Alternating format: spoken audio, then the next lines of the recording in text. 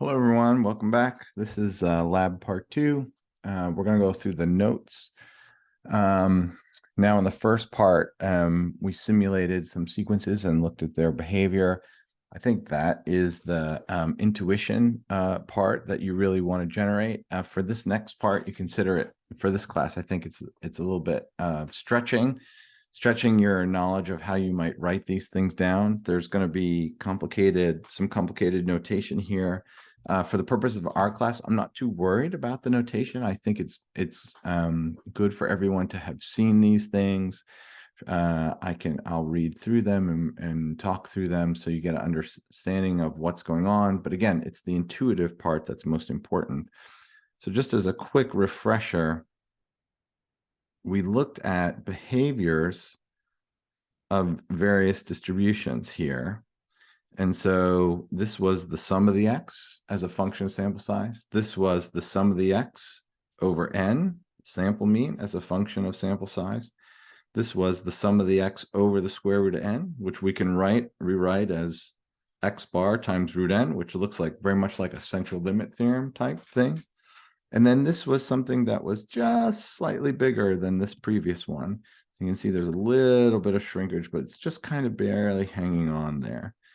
And it turns out that these are very important special cases that we're going to talk about when we're going to see sums fair amount as we go through, and we're going to want to scale them to get the behavior. So sometimes we're going to want to scale by 1 over n to get things to go away.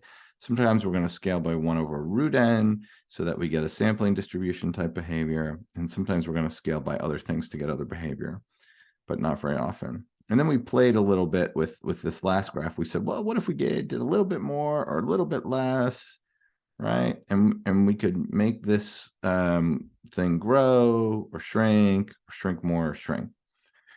And I would encourage everyone to just write their own simulation. You can copy the code right here. The code is in the Dropbox. You can pull it out of the knitter file and you can run it.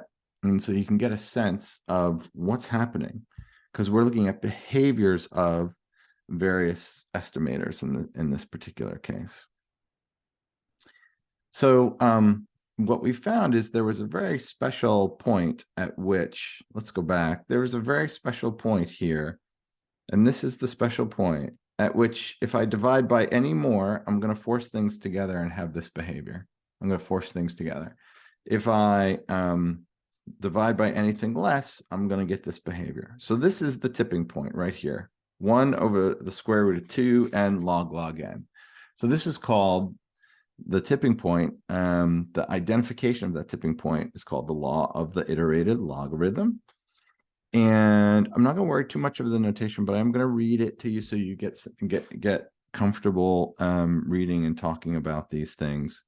So this says that if you take the sum of the x's and you divide by n log n, and you look at the limit supremum, and so for now, let's just think of that as the maximum fluctuation that you can possibly have. I'm going to illustrate this, what that limit supremum is in a second. Then it's going to be a constant. And of course, that's what you want. You want that particular constant. Any bigger, and this is going to grow. Any smaller, if you divide by anything, if you divide by anything smaller, this thing is going to grow. If you divide by anything bigger, this thing is going to go to 0. So this is the point at which you end up basically stable. The limit is called the limit superior. It's the limiting supremum. It's the limiting maximum. I don't think the definitions are particularly intuitive. I'm going to draw a picture of what this is, and it's actually in the notes in just a second. But I felt like it was important to at least write down what these definitions are so you see them. So this basically looks like a bunch of gobbledygook. So let's come back to this, because I'm going to go illustrate that. So the law of the iterated logarithm basically operates between the law of large numbers and the central limit theorem. Okay. In essence, it provides the rate at which the sequence converges in probability, but not almost surely. And again, I'm going to illustrate this too. If the rate increases by even a tiny amount, the sequence converges to something specific. If the rate decreases by too much, then it just explodes. So let's go back first and let's talk about what are these limiting supremums and infimums. They look wacky. So on the next page is what I think is a very nice example. So I have a sine, basically a sine curve. I have a kind of a cool curve here. I'm gonna increase this a little bit. Got a cool curve wandering around here. So that's this black line. It goes up and down and up and down and up and down and up and down and up and down. So this is my sequence. And I generated this sequence so we can talk about what the particular properties are here. And I've got all sorts of lines here. So here I have 0. So the function is symmetric around 0. And the black line is the actual function.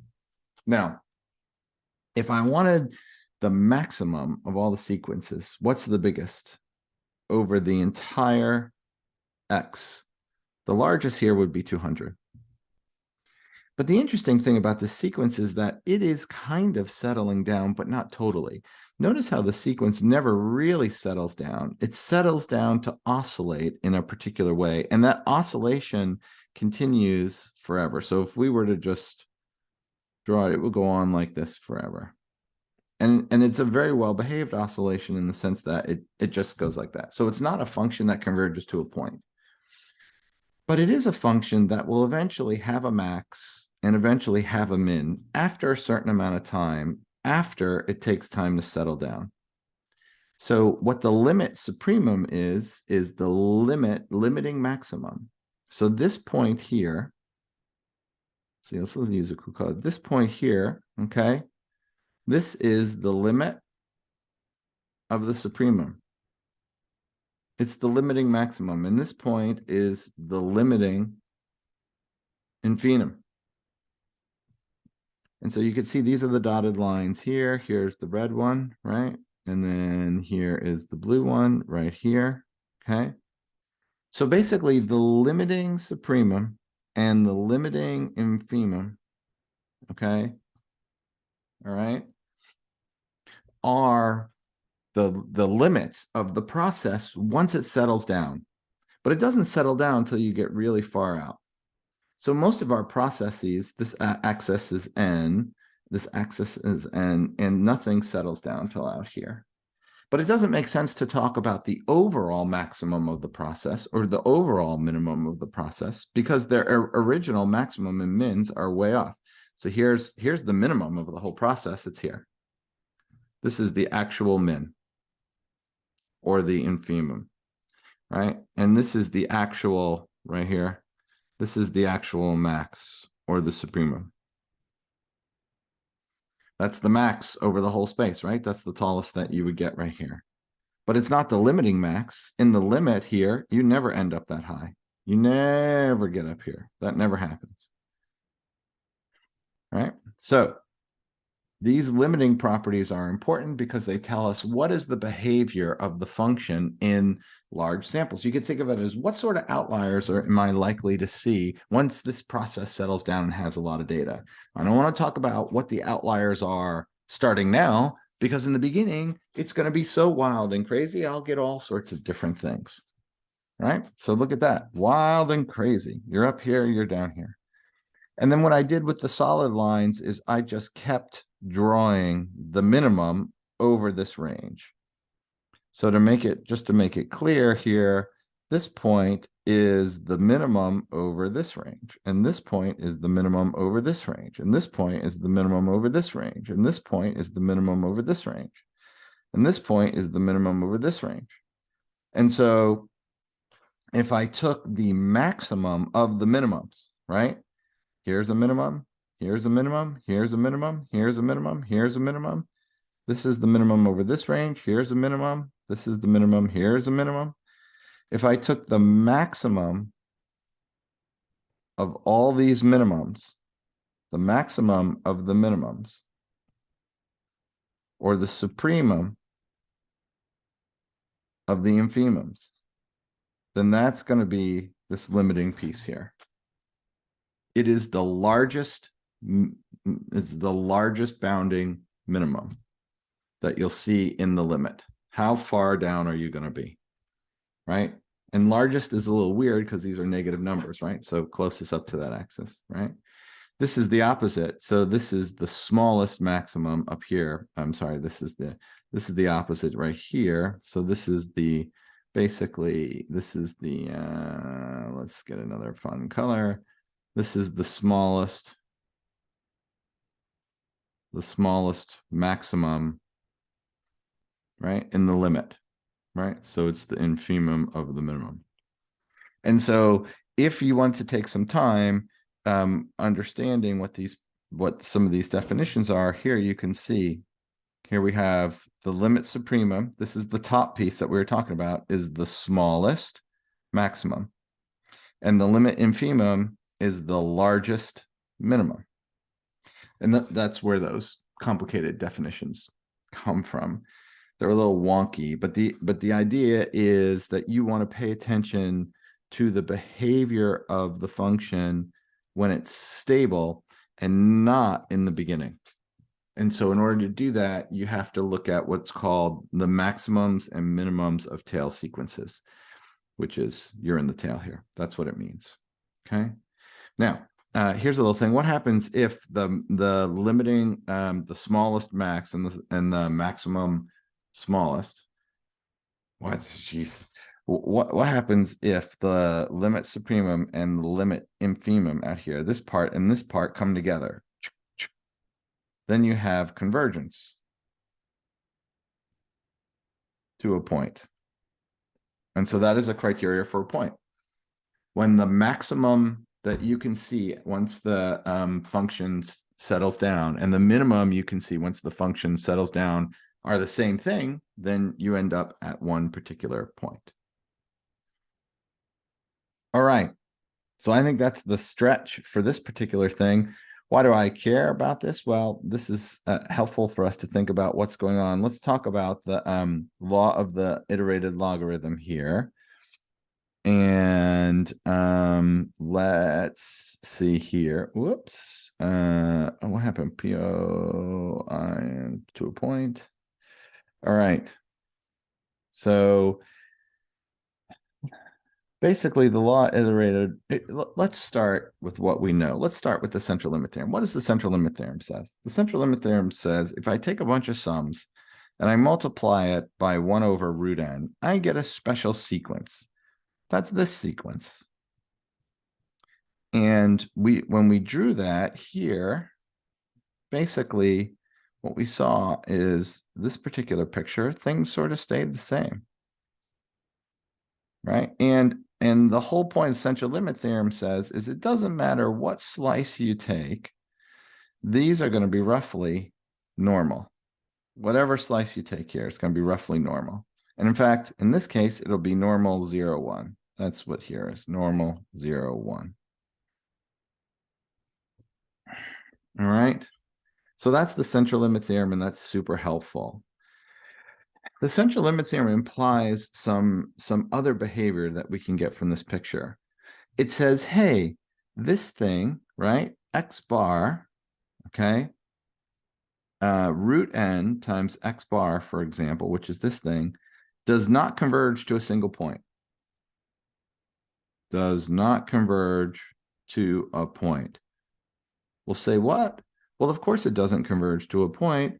Here, it never settles down. You always have a distribution. So at any sample size that you pick, you're going to end up with a distribution of points. So it doesn't converge to a point, and it doesn't converge if you do it in terms of easy convergence or harder convergence in probability or almost surely. Well, the law of large numbers says actually the opposite thing. So what is this? Okay, well, this is just x bar. And this says x bar goes to 0 in probability and almost surely. So what that means is that says, hey, and don't forget, our mean here is 0, 0 here. And so what this says is you're going to get, let's use a different color. You're going to get a bunch of different sample cases, and they're all going to come together. Eventually, they're all going to come right down to that point. That's what the central limit theorem says. So you don't get you don't get the behavior up here that we saw before. Now what you get is everything goes to a particular point. Okay, so this is either you don't go anywhere because you're converging to a distribution, or you could be anywhere in a target. Here, you're going to be at one particular point. And so the interesting thing about the law of the iterated logarithm is that it's going to be in between these two cases. All right, whoops, in between these two cases. So let's take a look at this.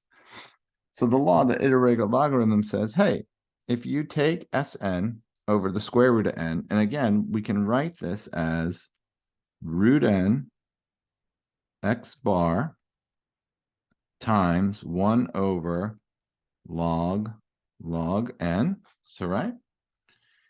And what it says is, it says, hey, this thing will converge in probability, but not almost surely.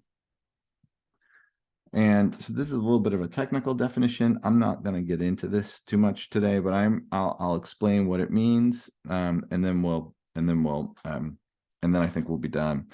And so you can look at what the definition is here. This is convergence and probability, means this thing is going to be greater than epsilon as the probability goes to 0. Okay. And so what this means is that with probability 1, okay, this sequence will be less than any epsilon. So this sequence will be less than any epsilon as n goes to infinity. So you can think of some sort of convergence here is getting close. Okay, it's getting close, but not too close that you always end up at this place. There's always just a tiny little bit of space there that you might be off, and that tiny little space is epsilon. So if we were to blow it up, maybe it would look like this. You would look at this. This is epsilon. This is minus epsilon. Okay, and you never get exactly on the line, but you're always getting close. You're always getting close, but epsilon's never 0. It's one way to think about the difference between these things.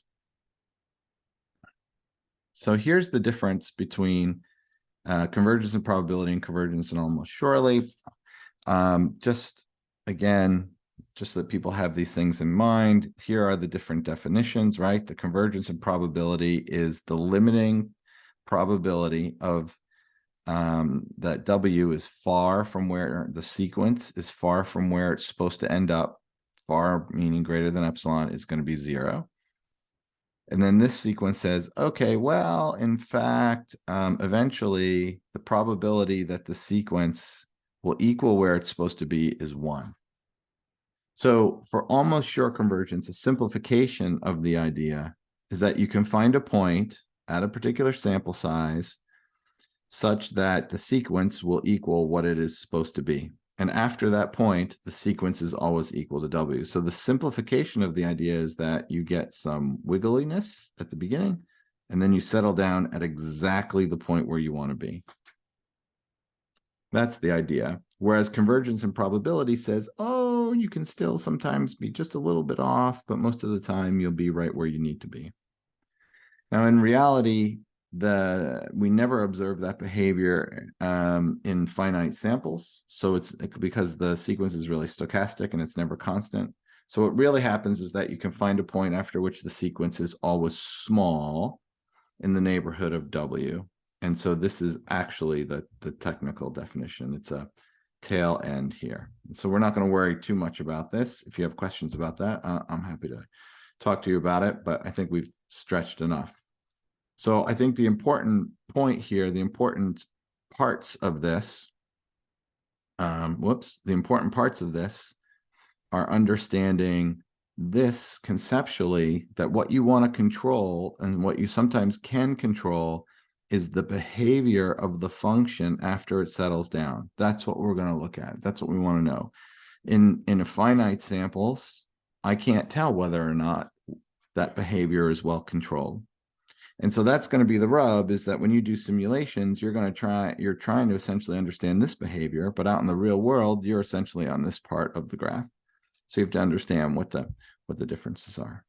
So this is great. Thanks for listening. We will, these concepts are, the law of iterating logarithm is not going to end up on the exam or anything of the sort. But again, trying to get everyone comfortable with what we're looking at when we talk about sequences, what randomness means, what convergence means. These are all important concepts for you because you're not just analyzing data anymore. You're part of what you're going to have to do is convince people that your analysis works. And by works, you're going to have to understand what it means for things to settle down and variations of processes.